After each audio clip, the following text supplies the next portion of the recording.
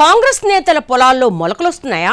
El Niño ఎఫెక్ట్తో తొలకరి దోబూచులాడినట్టే ఇన్నాళ్లు ఊరించి ఊరించి ఉడికించిన పదవులు వరించబోతున్నాయా? తెలంగాణ ప్రభుత్వంలో నామినేటెడ్ పార్టీ పరంగా వివిధ పదవుల భర్తీకి హైకమాండ్ పచ్చజెండా ఊపేసిందా? మరైతే వాటిని ఎప్పుడు భర్తీ చేయబోతున్నారు? లిస్టులో ఏమేమున్నాయి?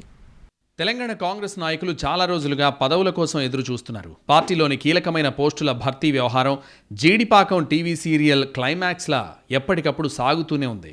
వాయిదాలు వేస్తూనే ఉన్నారు. అయితే తాజాగా కీలకమైన కోర్ కమిటీ సమావేశం హస్తినలో జరగడంతో తిరిగి ఆశలకు రెక్కలొచ్చాయి. చాలామంది నేతలు అటెన్షన్ మోడ్లోకి వచ్చేశారు. ఇక పదవుల భర్తీ ఖాయమన్న ధీమా సైతం వచ్చేసిందట మెజారిటీ నేతలకు.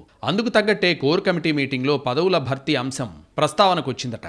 నామినేటెడ్ పోస్టులు, కార్పొరేషన్ చైర్మన్లు, పార్టీపరమైన పదవులు ఇలా అన్నింటినీ ఎస్ఐఆర్ ప్రక్రియ ముగిసిన వెంటనే భర్తీ చేయాలని డిసైడ్ అయినట్టు తెలిసిందే. ఎస్ఐఆర్లో నాయకుల పనితీరును బేరీజు వేసుకున్నాకే పదవులని పార్టీ అధినాయకత్వం ఇప్పటికే ప్రకటించిన క్రమంలో కోర్ కమిటీ ఈ మేరకు నిర్ణయం తీసుకున్నట్లు తెలిసిందే.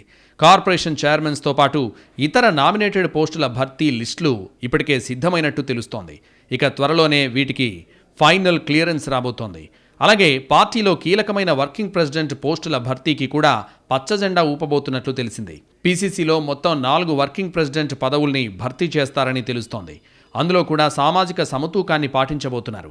వర్కింగ్ ప్రెసిడెంట్ పోస్టుల్లో కులాల లెక్కలకు సంబంధించి ఇప్పటికే కొంత చర్చ జరిగింది. దాదాపుగా క్లారిటీ వచ్చినా ఒక నాయకుడి పేరు కోసం ఇన్నాళ్లు ప్రక్రియ ఆగుతూ వచ్చింది. ప్రస్తుతం PCC chief Mahesh Kumar Goud BC. దాంతో వర్కింగ్ ప్రెసిడెంట్ పోస్టులను ఎస్సీ, ఎస్టీ, మైనారిటీ, రెడ్డి సామాజిక వర్గాలకు కేటాయించాలనుకుంటున్నట్టు సమాచారం. అయితే రెడ్ల నుంచి 2 నాయకులు పోటీ పడుతున్నారు. ఇందులో ఒకరు వరంగల్ జిల్లాకు చెందిన ఎమ్మెల్యే. ఇక ఎస్సీ సామాజిక వర్గం నుంచి ఉమ్మడి పాలమూరు జిల్లా నేత పేరు పరిశీలనలో ఉందట.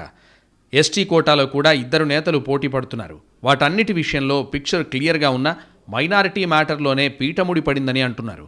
గతంలో ప్రతిపాదించిన పేరు విషయంలో ఇన్ఛార్జ్ మీనాక్షి నటరాజన్ అభ్యంతరం వ్యక్తం చేశారట. ఆ తర్వాత రకరకాల చర్చలు జరిగాయి. అయితే ఇప్పుడు దాదాపుగా అభ్యంతరాలన్నీ కొలిక్కొచ్చినట్టేనని, పదవుల భర్తీకి హైకమాండ్ దాదాపుగా గ్రీన్ సిగ్నల్ ఇచ్చేసినట్టేనని చెబుతున్నాయి కాంగ్రెస్ వర్గాలు.